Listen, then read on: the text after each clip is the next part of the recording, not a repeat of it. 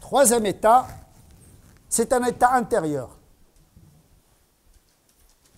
Vivre avec la conscience de la présence parfaite de Dieu, agir au nom de Dieu, mais tout cela reste imparfait s'il n'y a pas un état intérieur, c'est-à-dire ce sentiment d'impuissance de l'être humain devant l'existence et qui justifie justement le fait de s'en remettre en dernière analyse à Allah subhanahu wa ta'ala.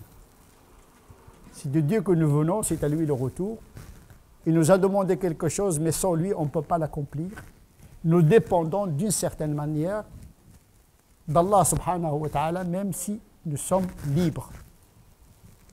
C'est pour cette raison qu'on a besoin d'un état intérieur qui nous rattache au secours, ou bien à la présence secourable d'Allah subhanahu wa ta'ala.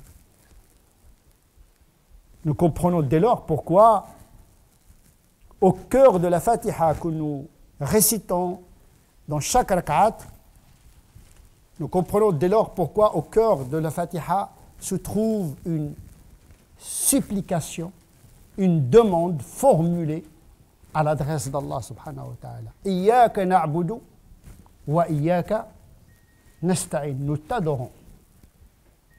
Cela veut dire que même lorsque nous désobéissons, ce n'est pas par transgression, mais par faiblesse. Il y a une différence entre désobéir à Dieu par faiblesse et désobéir à Dieu par rébellion, comme l'a fait Shaitan. Or, le croyant n'est pas un Shaitan, n'est pas Iblis. Il reconnaît sa faute comme l'a fait Adam alayhi salam. Parce qu'il sait reconnaître l'erreur. Il est reconnaissant envers son Créateur. Iyyaka na'budu. Tu nous as créés, mais tu es le plus à même à être adoré. C'est pour cette raison qu'on dit que l'origine étymologique de Allah, c'est l'ilah. Et l'ilah veut dire celui qui est adoré.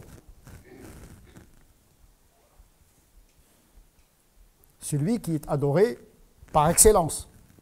La ilaha illallah. La ma'bouda bihaqqin siwa.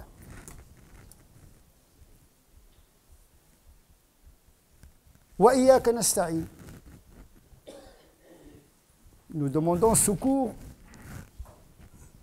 auprès de toi pour assumer notre vie matérielle comme pour assumer notre vie morale et spirituelle. Nous devons restituer à Dieu son dû, c'est-à-dire le faire intervenir dans notre vie.